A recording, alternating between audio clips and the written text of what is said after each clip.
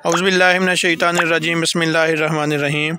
जी तलबा, जैसा कि आपको पता है कि आज को पता है कि आज 10th क्लास में केमिस्ट्री का पेपर था और ये फ़र्स्ट टाइम का पेपर हमारे पास आ चुका है। तो बहुत आसान पेपर है, मैं आपके साथ इसको शेयर करता हूँ। आप लोग इसको साथ साथ तैयार करते जाइएगा, देखिएगा कि कौन कौन से क्वेश्चन आ गए हैं। इसको अच्छे से तैयार कीजिएगा। आपको पता है कि कम अज़ कम 30% का पेपर इसी में से आता है।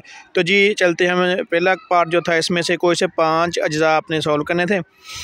टोटल आपको इसमें से 8 क्वेश्चन दिए जाएंगे, आपने 5 सॉल्व करने थे। जो पहला क्वेश्चन आया था जी वो ये था, right short answer of the 5 parts. How is the active mass represent. Active mass को किस तरह ज़ाहिर किया जाता है। जी तलबा, ये पहला क्वेश्चन था, एक्टिव मास को किस तरह ज़ाहिर किया जाता है। दूसरा क्वेश्चन इसका था जी, अगर किसी रिएक्शन में Kc की वैल्यू बड़ी हो तो क्या ये मुकम्मल होगा और क्यों। If a reaction has large value of Kc will it go to completion and why. जी ये दूसरा क्वेश्चन था। तीसरे क्वेश्चन का जो की तरफ जाएंगे तो वो था, कोल गैस में पाई जाने वाली गैसेस के नाम लिखें। Name the gases which are found in coal gas. जी ये तीसरा क्वेश्चन था जी, कोई कोल गैस में पाई जाने वाली गैसेस के नाम। चौथे क्वेश्चन की तरफ जाएंगे तो कार्बोहाइड्रेट का बुनियादी यूनिट किस तरह बनता है। How is the basic unit of the carbohydrate synthesized.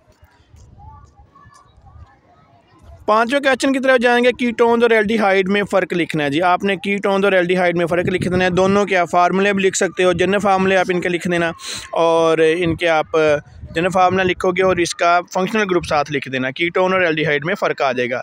उसके बाद अगला क्वेश्चन है जी, गैस कुदरती गैस की अहमियत बयान करें। कुदरती गैस की अहमियत बयान करें। What is the importance of the natural gas. जी क्वेश्चन नंबर 7 है, अल्कीन्स एंड पैराफिन क्यों कहलाती हैं। Why are the alkenes called paraffin. Alkenes को पैराफिन्स क्यों कहते हैं। जी 8वां क्वेश्चन है इस पार्ट का जी, अल्कीन्स की तिबी खसूसियात लिखें। Give the physical property of alkenes. Alkenes की तिबी खसूसियात लिखनी है। जी ये था 5 अज्जा थे इनका, जनाब अली आप में 5 आपने करने थे, टोटल इसमें से 8 आए थे। जब हम दूसरे पार्ट की बात करेंगे तो दूसरे पार्ट में भी आपको 8 क्वेश्चन आएंगे, उसमें से आपने 5 सॉल्व करने हैं। जी 2 मार्क्स का एक क्वेश्चन है जी। पहला जो इसमें से सवाल आ गया जी, सिरका और सिट्रस फ्रूट में मौजूद एसिड के नाम लिखें। जी name the acid present in the vinegar and the citrus fruit. Insoluble salt कैसे तैयार किया जाता है। दूसरा सवाल है जी, इनसॉल्युबल साल्ट कैसे तैयार किए जाते हैं। How are the insoluble salts prepared. तीसरे क्वेश्चन की तरफ अगर हम जाएंगे तो सोडियम सल्फेट एक न्यूट्रल साल्ट है, जबकि सोडियम बाईसल्फेट एक एसिडिक साल्ट है। इसका आपने जवाब पेश करना है। Sodium sulphate is a natural salt while sodium bisulphate is an acidic salt, justify. जब हम चौथे क्वेश्चन की तरफ जाएंगे, पौधे कार्बोहाइड्रेट कैसे बनाते हैं। How do plants synthesise carbohydrates.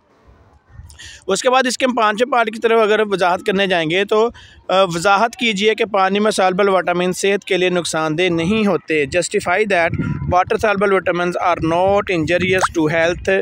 ठीक है जनाब अली। उसके बाद छठा पार्ट इसका आ जाएगा जी, पानी शुगर और अल्कोहल को कैसे हल करता है। पानी शुगर और अल्कोहल को कैसे हल करता है। How does water dissolve sugar and alcohols. जी उसके बाद 7वें क्वेश्चन की बात करेंगे, वाटर हार्डनेस की क्या वजूहात हैं। पानी में जो वाटर हार्डनेस की वजूहात आपने बतानी है। What are the cause of hardness in the water. उसके बाद नेक्स्ट 8 वाला जो पार्ट है, सॉफ्ट और हार्ड वाटर में आपने मुआजना करना है जी। Differentiate between the soft and the hard water. जी तलबा, ये सेकंड पार्ट में भी आप देखोगे तो 8 शॉर्ट क्वेश्चन थे, इसमें से आपने 5 सॉल्व करने होते हैं। ठीक है, ये इस तरह कैसे आपके 10 हो जाएंगे। जो आपको सबसे आसान क्वेश्चन लगेगा पहले आपने वो सॉल्व करना है। उसके बाद आपने जो नहीं आएंगे ना, फिर वो उनको एंड पे रख लेना है आपने। उसके बाद जब हम बात करेंगे क्वेश्चन नंबर 4 की, क्वेश्चन नंबर 4 में भी आप देखेंगे तो 8 पार्ट होंगे, इसमें से भी आपने 5 पार्ट करने हैं। जी इसका पहला जो क्वेश्चन है जी, सल्फ़र के कंपाउंड कुदरती तौर पर कैसे खारिज होते हैं। पहला क्वेश्चन है, how are the sulphur containing compound emitted naturally. जी जब हम इसके दूसरे क्वेश्चन की बात करेंगे, सैलाब के ख़तरात में इजाफ़ा क्यों हो रहा है। सैलाब के ख़तरात में इजाफ़ा क्यों हो रहा है। Why are the flood risk increase. Why are the flood risk increase. जब इसके तीसरे पार्ट की बात करेंगे, तीसरे सवाल की, एसिड रेन इमारतों को क्यों नुकसान पहुंचाती है। एसिड रेन इमारतों को नुकसान क्यों पहुंचाती है। Why does the acidic rain damage the buildings. English में आप इसको यूँ बोलोगे। क्वेश्चन नंबर 6 है, साबित कीजिए कि ओजोन इंसान के लिए फ़ायदेमंद है। Justify ozone is a benefit for human. Justify ozone is a beneficial for the human. जब हम पाँचवें की बात करेंगे तो फ्रैक्शनल डिस्टिलेशन का असूल क्या है। फ्रैक्शनल डिस्टिलेशन का असूल क्या है? What is the principle of the fractional distillation. छठे की बात करेंगे तो स्लेग और मैटे में क्या फ़र्क है। What is the difference between slag and matte. What is the difference between slag and matte. जी तलबा, अगर हम सातवें क्वेश्चन की बात करेंगे, इलेक्ट्रो रिफाइनिंग प्रोसेस में एनोड ख़त्म क्यों हो जाता है। वाई एनोड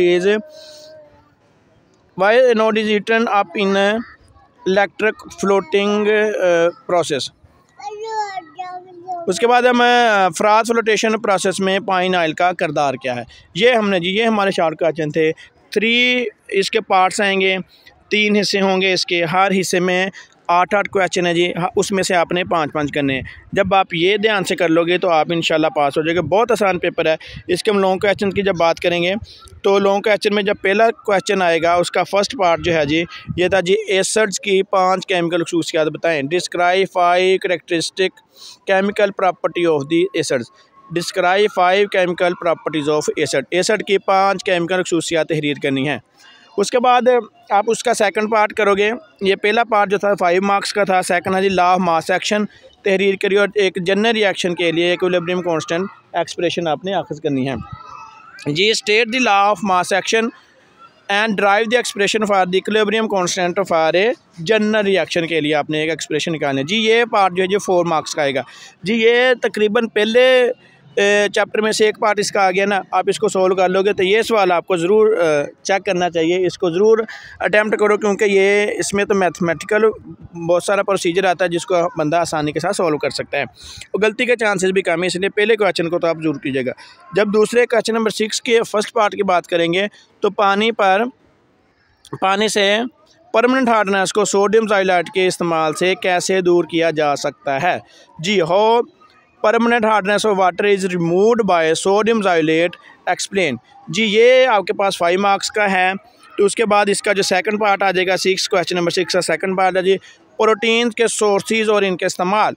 प्रोटीन के सोर्सेज और इसके इस्तेमाल आपने करने हैं। Explain the source and uses of protein. ये आपके पास 4 मार्क्स का आएगा जी। लास्ट 1 क्वेश्चन है जी, इसके भी 2 पार्ट्स हैं।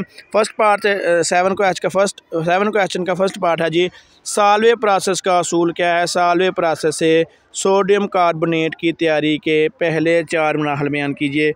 उसके बाद आ जाएगा जी इसका लास्ट 1 जो है पार्ट इथाइलिन के कोई से 4 इस्तेमालात तहरीर कीजिए। तो इसमें मेरी सजेशन आपको यह है, जब आपने लॉन्ग क्वेश्चन करने हैं तो आप क्वेश्चन नंबर 5 करो और क्वेश्चन नंबर 7 करो जी। उम्मीद है इस पेपर में अभी काफ़ी सारा टाइम है, आप इस पेपर को आप रिवाइज़ करें, इसमें से इंशाल्लाह 30-40 मार्क्स का नंबर ज़रूर आ जाएगा जी इंशाल्लाह। शुक्रिया जी, अल्लाह आपका हामी व नासर हो।